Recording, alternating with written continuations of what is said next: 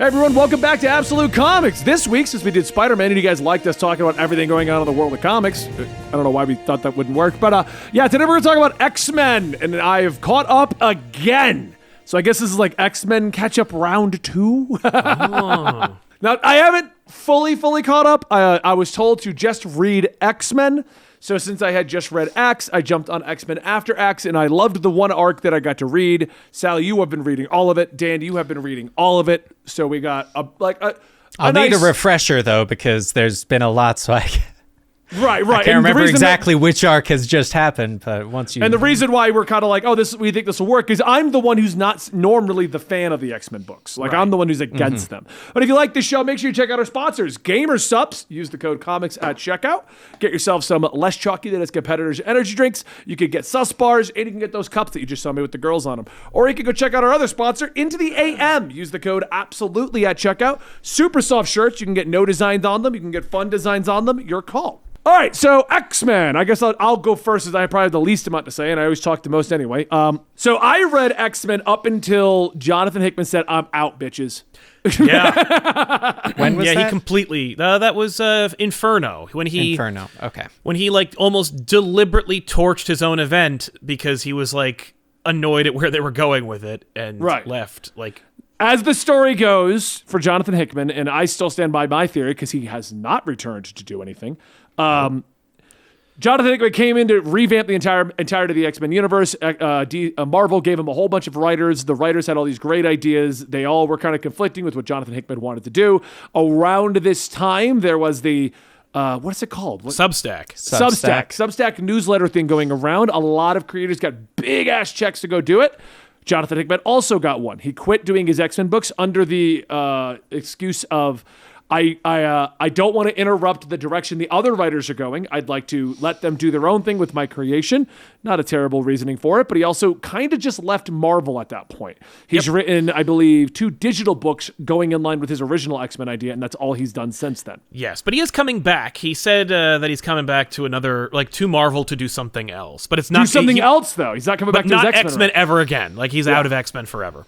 And so X-Men at that point, they did the Hellfire Gala, they did Inferno, and I just kind of dropped off because I was enjoying what he was building, which my biggest complaint with X-Men is my old issue I had with Spider-Man way back in the 90s, where it was really, really obviously circular. The X-Men always ran into the situation of, oh my God, everyone is being prejudiced against us. And then they would have like a series of books of everyone being prejudiced, and they would do something to save the world, they'd be accepted, and then immediately after that, everyone hates them and is prejudiced, and we restart that cycle over and over and over. Mm-hmm. Yeah. And I get the allegory because that's what happens in the world. You know what I mean? Like, we never get rid of prejudices because people are constantly doing it. Yes. But that doesn't mean I want to read new stories about it every other week. So I just never really got into X-Men. For the record, my comment on Spider-Man, back in the 90s, I found like every other issue was just him crying about Mary Jane, and I got sick and tired of it. So I dropped it. Am I right or wrong, Sal? Late 90s, during Clone Saga? Well, like right after the Clone Saga, they killed her off, and he was like sad for like a good year. And then it turns out she wasn't really dead, and it was, the Mackie years were rough. Like, I am not even gonna lie. Like, I was off the Spider-Man train until the Spider-Man movies came out, and then I was like, okay, I gotta go check these out. Thankfully, they also made like the Ultimate Spider-Man books at that time, and then JMS jumped on board. Like, you know, there was a good time. There was a good jumping on point, and that movie opened the door. Yeah, and I really got hooked back into Spider-Man with Dan Slott. I did. Yeah. I started reading his run. So with X-Men, I got really hooked in on the Hickman run because Hickman was taking the X-Men to somewhere new. We didn't get rid of the prejudice issue, but it wasn't the primary plot point anymore. It was like we're doing those other things. So he left, and now I dropped the book. You two kept reading it.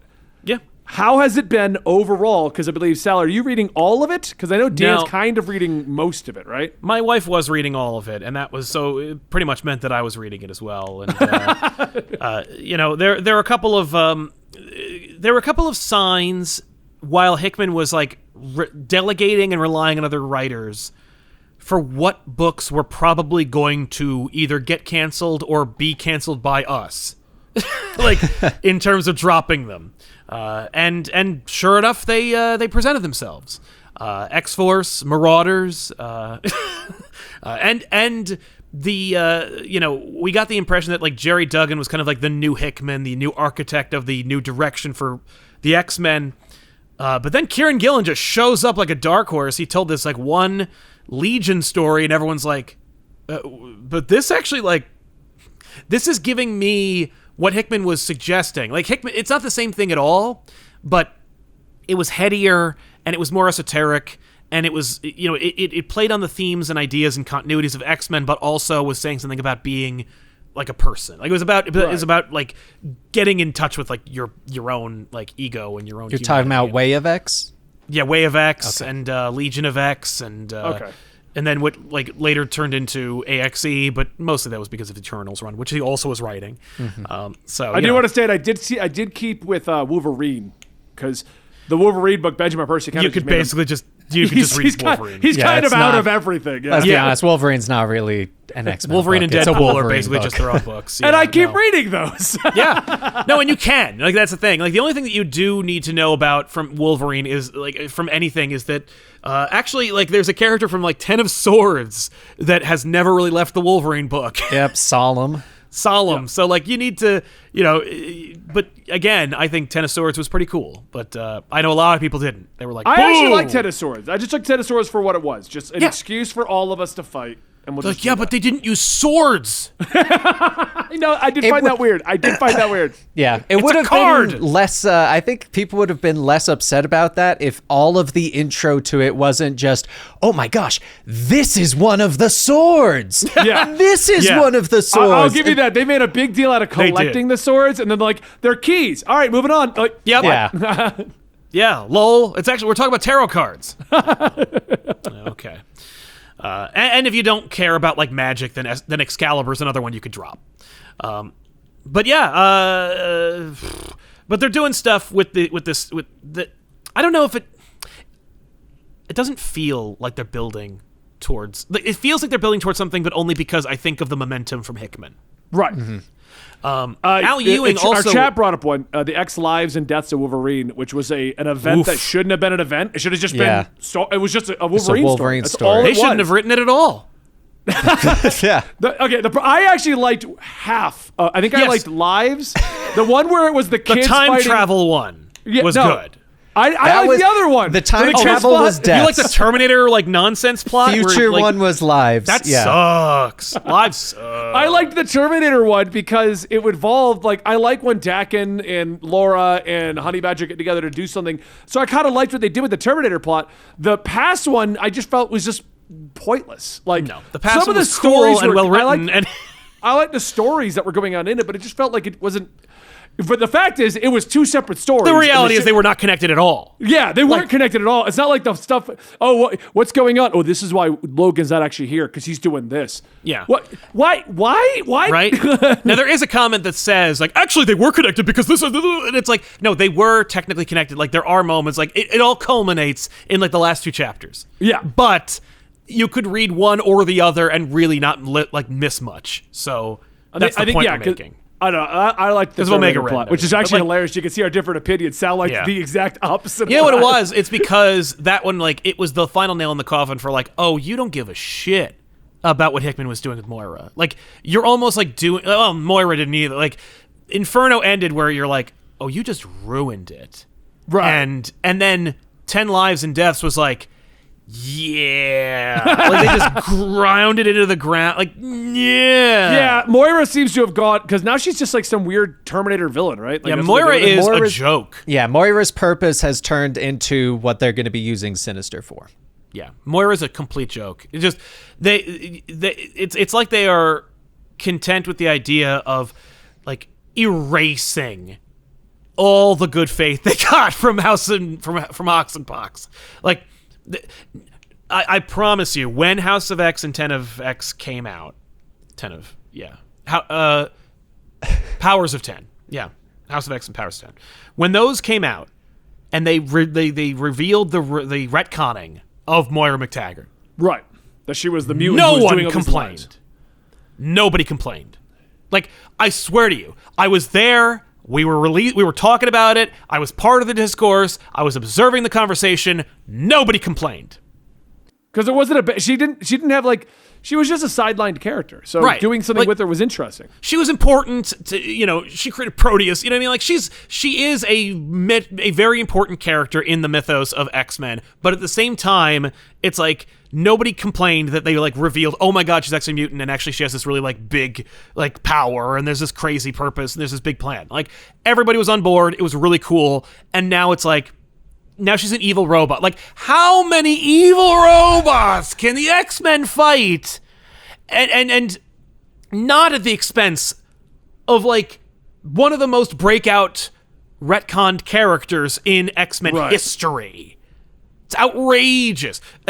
I'm still not over it, but only because, like, I really wanted to see where it was going to culminate. Because they let him hijack and torpedo my favorite New Avengers book so that he could do all that Builders shit.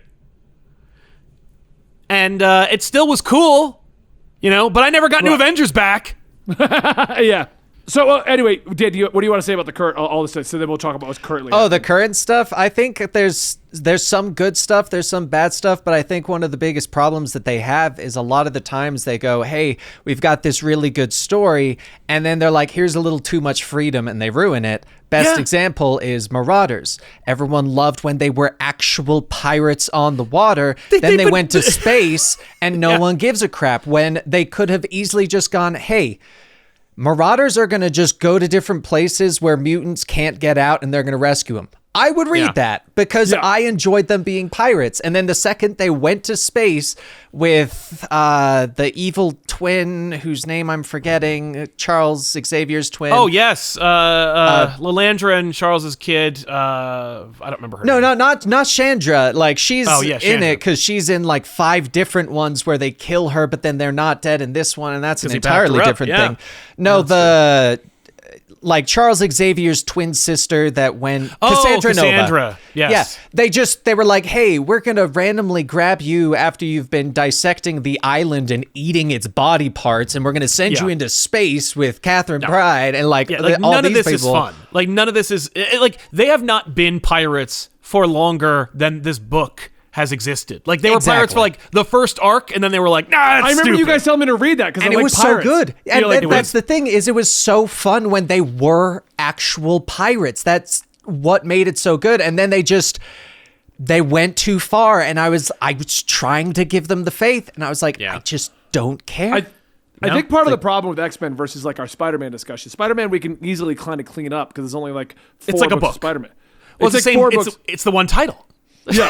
But when we're talking X-Men, it's like, oh, there's Excalibur, and there's X-Force, and then there's Legion, and then there's X-Men, and then there's this other tie. X-Men Red, which is a completely different thing. Yeah.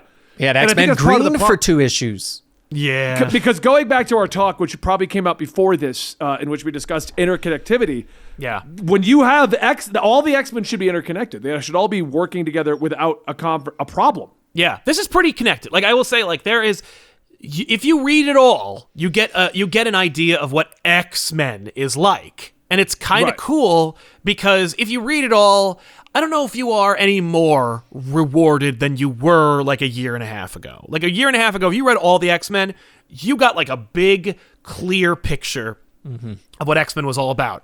And I got to tell you, man, like, thinking about when Hickman was like, oh, well, all these writers want to do this one they didn't. I think the idea was the rumor, and I don't know if that's how true it was that like Hickman was like, well, this we're done.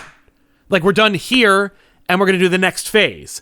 And all the writers were like, but I want to keep going. I want to keep telling stories here. And it's like, that's kind of the problem with not having strong editors, is that an editor shows up and goes, I'm glad you like it so much, but I'm afraid we're going in this direction anyway. Right. And like, if you want to do that, we'll do a mini series that tells you what happens then. If you really, really, really want to do that, but like, we're trying to sell effing books right now. Like, we're telling a story, and I hired him for a lot of money. Yeah, well, like, that's part of the issue of why I fell off, because when Hickman came on board, I kind of felt like it was going in one direction. We were getting a full story, like he was going to go all full circle on the whole thing. Yeah, 100%. And now we're just spinning our wheels on an island. Like that's We are 100% spinning our wheels on an island. No, you are 100% correct. It's just that, because like, reading what I read, I got into Acts, which I thought was a great event, and the fact that they're resurrection out. So the next story arc is going back to a story that I already read, which I liked because I like on one hand I'm like, oh, I get a continuation. We go find where Darwin is, which also why the hell are we now going to go find Darwin? the X-Men book by Duggan has been unblemished in its excellence. That's a good book. It's been going in the right direction. It's cool. I have no complaints. Right, and no I'm liking notes. it. And I like what I'm getting at is I like that story, and I like the possible ramifications of a young Laura and the old Laura now that we have. Right, like absolutely. This is going to be it if they do anything with it. Well, because it was also like it was a big deal when they announced it and when they revealed the rules, and that's one of the things that works so well. And it's what comics are missing, or at least mainstream Big Two comics, which is rules, understanding the stakes, and then seeing those stakes tested. Like when they said we have to make sure that there are no duplicates. That was one of the big an things. Important thing. And now there is one, except there's actually a bunch of them. Wait, is there actually a bunch of them? What did I miss? Yeah, well, like 'Cause the Wolverine Sinister- has been duplicated like a gazillion times. I think there's a couple of like stray dupes running around, or at least that they Because I feel have like done that's a that. Sinister thing. A Sinister's also duping Well, Sinister's them doing the Chimera thing, which has never really been paid off, and now we're getting the Sinister event, which was written by Kieran Gillen, so it'll be good. You know, but you know what I mean. So, but like New Mutants fell apart. You know, there's books that X-Men Red Ewing, he wanted to do an event. Hickman didn't like it, so he got kicked off. Then he got X-Men Red, and he's doing his own thing. You know, Which is good. I'm enjoying X-Men Red. which is good. No, X-Men Red's good. It is the moments that are dope are fire, and the rest of it is like when it works really well, and when it doesn't work, it's boring. Yeah. Right. That's the problem. What I like about the decision to do the dupe with Laura, though, is it's not some bit character that no one really knows exists. Yes. Because they could have easily been like, we're going to do it with, I'll use Darwin. Darwin's got a dupe. I'm like, okay, I know of Darwin, but Darwin's not important. Like, Laura's a key factor of, like, a lot of stuff. Yeah. Which is hilarious because also, of course, like, you know, Wolverine was not terribly important in any of Hickman's run, but also he was the linchpin of everything. Like he was an instrument that they used throughout his run, but also he's not on the council. He's not like a secret whatever the hell. Like he'll survive. Let him do whatever the hell he wants. Which is kind of fun because then it allows the Wolverine book to continue. I don't know about this because I didn't read Empire. Is there still an island of duplicate zombies from Empire? I remember Empire doing that stuff. Yeah, I don't think so. I think that's done. I thought they wiped that out. I think so too. Or they're ignoring it. Like it's. Are you talking about the one where like all the mutant zombies came back again? Yeah, that was the Genosha. That was Genosha. Yeah, Genosha. They revived it, and then like the guy who explodes himself talks to a zombie version of himself, and then I'm pretty sure he just destroys the whole island. Exactly. Yeah. Okay. Yeah, that could be the worst X-Men ever. I don't remember if that's like if it was actually confirmed. But yeah, no, they're all dead, or not. Well, I mean, like they're not dead. They're resurrected. Like or at least they're in line to be resurrected. Yeah, that's always the excuse. They're in line. How long's the line? It's super long, but this important person needed to be sent to the front because they're prioritized. And it's They did that a lot. Like what? Wolverine Who's in has this his line? own regeneration pod just in the corner. Why don't we use that one? That's Wolverine's. Well, is he dead right now? Give it 10 minutes. right. The best part is it's Wolverines, not just for him. It's for all the different Wolverines. We got Laura over there. We got Dakin over there. We got Gabby over there. No, it's interesting. This is we're in an interesting time where the books are selling and they're doing fine and they're going in a direction. Some of them, and I think honestly, I mean, I hate to say this, but it feels like, and Dan, I'd like to hear your opinion on this. I feel like, to show strength and really declare like we know what we're doing and we're going one direction, they need to start canceling some of these. Like it's time to let New Mutants, Marauders, and X-Force go. X-Force has been consistently dumb and also frustrating for like I don't know anybody that's like, dude, I'm loving what they're doing with X-Force. Yeah. Right. X-Force right now is they're just going, hey, Beast who is Dark sucks? Beast. He's not, Which, by the way. it's like, hey, guess what? I'm aware that I hate Beast already. You didn't have to keep going more into it. Right? Like they need it's time. It's like at this point, X-Force needs to either be canceled or the next issue needs to be the reveal of what you're doing with Beast, because Right. because it doesn't feel like that. It doesn't really feel like Beast is going in a story arc direction. There's no dark shadows or any like hand wringing or anything. He's just a piece of shit, and he's just more of one than he was before, and he was already a colossal one before that. So it's like you're just.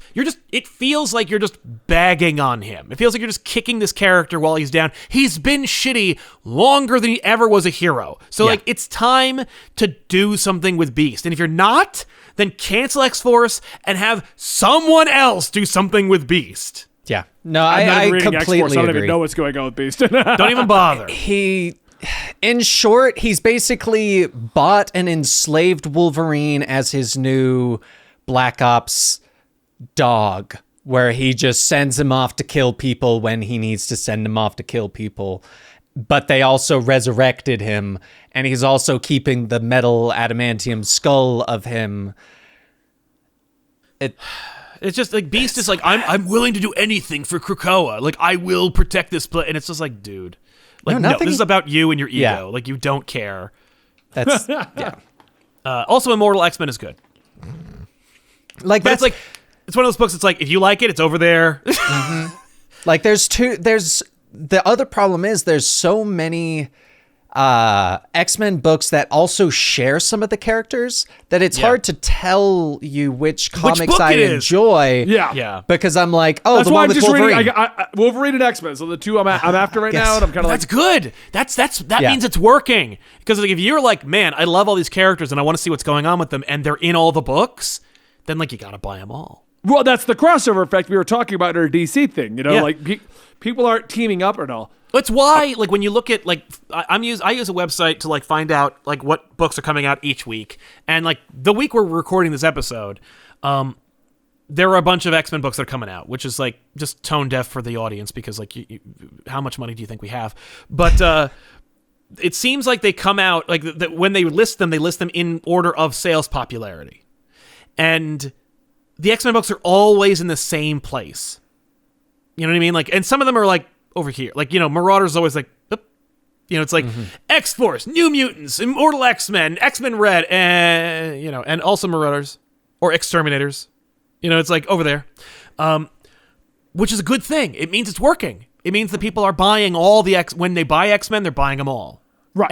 And yet, I think that because everyone is appearing on all the books, it allows you to get a well-rounded picture of X-Men that can cater to each sensibility. Like, I don't want to read about space. Oh, no problem with that. Here's 6 other books that don't deal with space. Oh, cool. Well, okay, out of those 6, I don't want to read about, like, Sinister. Okay, no problem. How about this one? And it's like, oh, I want to read about, like, a solo run. Oh, well, then you want Wolverine, you know? Right. Like, there is a X-Men book for every X-Men fan. Mm-hmm. That's awesome. That's so rare. And I think DC thinks they're doing that with Batman, where they're like, don't worry, we got a Batman for everybody. And it's like, he's doing magical stuff over here, teaming up over here. This is just Batman. But Right. This is Batman with people. yeah, and it's like, none of that, no. People don't, that's apples and oranges. There's Marvel readers and there's DC readers, and they're not the same people. There's DC readers, there's Marvel readers, and there's And then there's X-Men Batman. readers. Well, yeah. And That's, because like actually, they're their X-Men and own Batman, universe in their universe. They really are. No, and the audience is like, there are X-Men fans who hate Marvel. Mm-hmm. And there are there are Batman fans who know nothing about DC. It's Right. just, yeah. And X-Men is catering to that in a big bad way. It's working really well, I think. Any closing thoughts? Or I think we should wrap the episode up. No, they better not wrap it up, but like, some of these need to get to the point. Right. I think they need to go in the direction more, because I'm glad you brought up Exterminators, just because Exterminators is the perfect example of like what Marauders should have been, or what some of the other ones should have been, of it's a fun story about this group of people. It doesn't entirely matter, but you have a good time reading it, and if you don't want to read it, you don't have to. That's can right. go to No, other stuff. And X-Men is allowing for Exterminators to exist because of the sales. Like, because everyone's reading all the X-Men, we can experiment once in a while and make like an Exterminators that isn't going to overstay its welcome. Like, it's just like, oh, it's like, I think it's 5 issues. Yeah. So it's just like, here. Of course, and we it's say over. this now before they hopefully do not go, hey, it's now an ongoing series. Oh my like, God. please no, please no. Yeah. No, just get in, get out. You know, like, know your audience.